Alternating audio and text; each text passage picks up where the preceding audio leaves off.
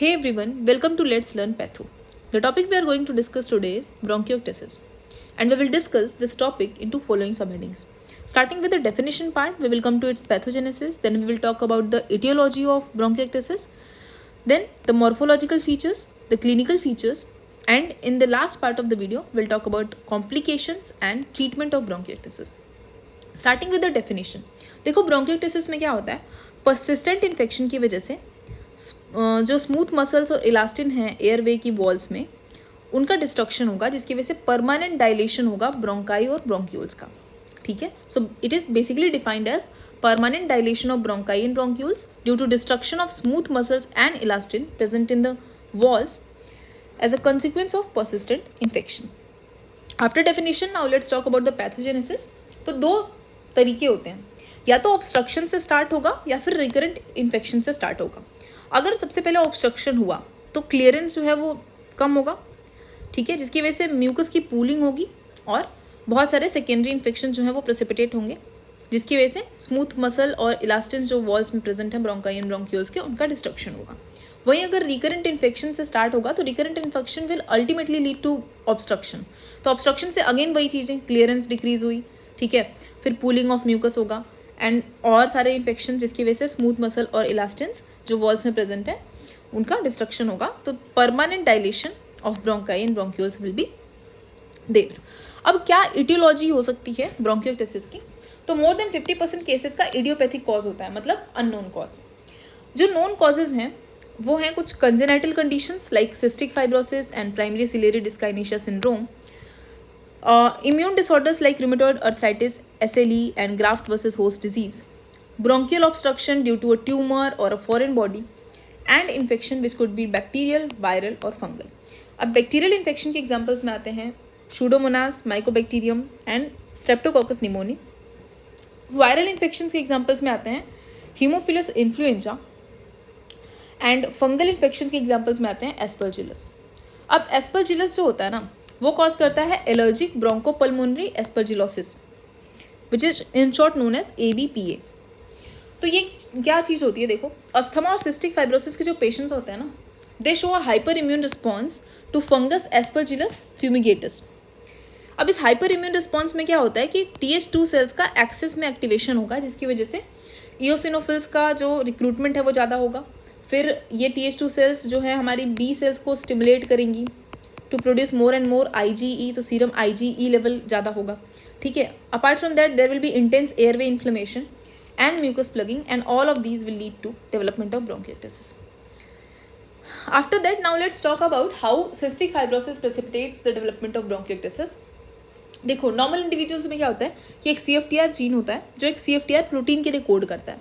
अब CFTR protein basically एक ATP gated chloride channel होता है, जिसका काम होता है स्वेट से क्लोराइड को रीअब्सॉर्ब करना और GIT और लंग्स का जो म्यूकस है उसमें क्लोराइड को सिक्रीट करना. अब होता क्या है कि म्यूकस में जितना ज़्यादा क्लोराइड होगा उतना थिन म्यूकस बनता है, और एक थिन म्यूकस जब बनेगा तो उसकी क्लियरिंग जो है वो बहुत ईजी होती है, ठीक है. अब सिस्टिक फाइब्रोसिस के पेशेंट्स में क्या होता है कि CFTR जीन में डिफेक्ट है, जिसकी वजह से जो ATP गेटेड क्लोराइड चैनल है वो डिफेक्टिव बन रहा है.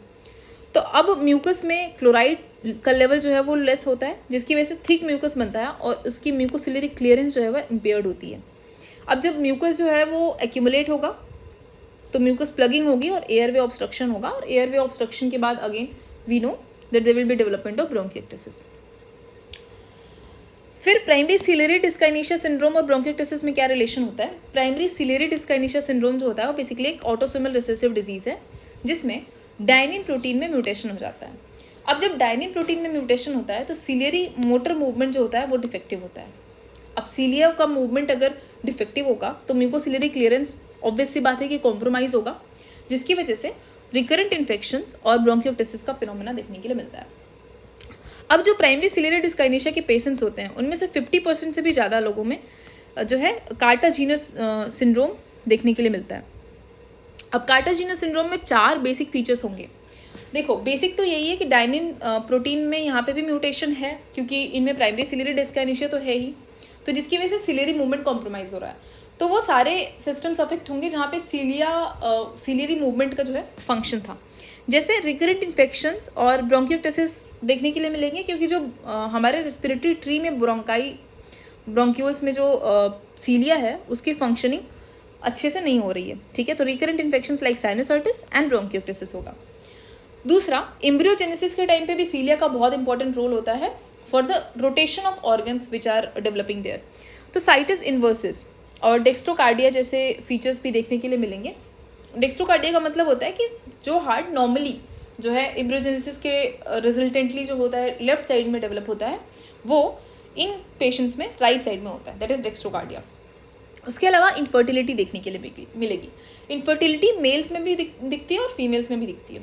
मेल्स में इनफर्टिलिटी का रीज़न होता है कि स्पर्म की जो मोटिलिटी है वो कम होगी, और इस कंडीशन को बोलते हैं एस्थेनोजूस्पर्मिया। और फीमेल्स में इनफर्टिलिटी का रीज़न होगा कि जो फेलोपियन ट्यूब में सीलिया है उनका मूवमेंट कॉम्प्रोमाइज़ हो रहा है, जिसकी वजह से इनफर्टिलिटी हो रही है फीमेल्स में। उसके बाद मॉर्फोलॉजिकल फीचर्स की बात करें तो ग्रॉस फीचर्स और माइक्रोस्कोपिक फीचर्स में डिवाइड कर सकते हैं। ग्रॉस फीचर्स में हम लोग क्या करेंगे, कट सरफेस ऑफ लंग देखेंगे। तो वहाँ पे हमें जो ब्रोंकाई एंड ब्रोंक्यूल्स होते हैं वो डायलेटेड होते हैं, उनके वॉल्स काफ़ी थिक हो गए होंगे, और and these bronchi and bronchioles are filled with mucopurulent secretions. Then microscopic features में क्या होता है कि जो डायलेटेड एयरवेज की वॉल्स हैं उनमें acute and chronic inflammatory cells दिखेंगी। एयरवे की जो एपिथीलिया है उसका अल्सरेशन और डीस्क्वेमेशन देखने के लिए मिलता है। Then pseudostratification and squamous metaplasia is seen in bronchi and bronchioles, and lung tissue का नेक्रोसिस एंड लंग एब्सिस भी देखने के लिए मिल सकता है, और अगर क्रॉनिक ब्रोंकियोक्टेसिस है तो फाइब्रोसिस भी देखने के लिए मिलेगा। Apart from that, if we take sputum of bronchiectasis patients and we may make a culture from the sputum, तो मोस्ट कॉमन ऑर्गेनिज्म जो स्प्यूटम कल्चर में देखने के लिए मिलता है वो होता है Haemophilus influenzae followed by Pseudomonas aeruginosa. Clinical features क्या होंगे ब्रोंकियोक्टेसिस के, तो सबसे पहला जो इंपॉर्टेंट फीचर होता है that is persistent severe cough will be there, and this cough will be more frequent in the morning. अब मॉर्निंग में ज़्यादा फ्रिक्वेंट कफ होने का रीज़न क्या होता है कि जब नाइट में जो है पेशेंट लाई डाउन कर रहा होता है तो उसके लंग में सिक्रीशंस की पूलिंग हो जाती है। जब वो मॉर्निंग में उठेगा तो ये सिक्रीशन जो होंगे वो ब्रोंकाई में आएंगे, जिसको रिमूव करने के लिए एक प्रोटेक्टिव रिस्पांस आएगा और ज़्यादा फ्रिक्वेंट कफिंग होगी, ठीक है। उसके बाद जो स्प्यूटम होता है इनका वो फाउल स्मेलिंग होता है which is very characteristic of bronchiectasis patients, और स्प्यूटम में ब्लड जो है वो भी आ सकता है। अब ब्लड अगर स्प्यूटम में आ रहा है तो उसके पीछे का रीज़न होता है कि जो हमारी ब्रोंकियल आर्टरी है उसका इरोजन हो रहा होगा ड्यू टू क्रॉनिक इन्फ्लेमेशन, ठीक है। Apart from that, in the patients of bronchiectasis we also see bronchiolitis obliterans, जिसका मतलब होता है कि जो ल्यूमन है ब्रोंक्यूल्स का उनका ऑब्लिटरेशन हो गया है ड्यू टू 3 रीजंस। म्यूकस की प्लगिंग हो रही है, फाइब्रोसिस हो रही है, या इन्फ्लेमेशन हो रहा है। तो जब ल्यूमन का नैरोइंग होगा तो उसकी वजह से रेस्पिरेटरी इनसफिशिएंसी होगी and there will be symptoms like dyspnea and cyanosis. अब जो सिम्टम्स होते हैं ब्रोंकियोक्टेसिस के वो काफ़ी एपिसोडिक होते हैं और and they get precipitated as a result of upper respiratory tract infection. Coming to the complications, the common complications of bronchiectasis are cor pulmonale, that is right-sided heart failure due to pulmonary hypertension, brain abscess, and amyloidosis. These complications are very less frequent nowadays due to better treatment available. And for the treatment of bronchiectasis, we give antibiotics mostly, and if it is associated with aspergillus infection, then we can also give antifungal medicines.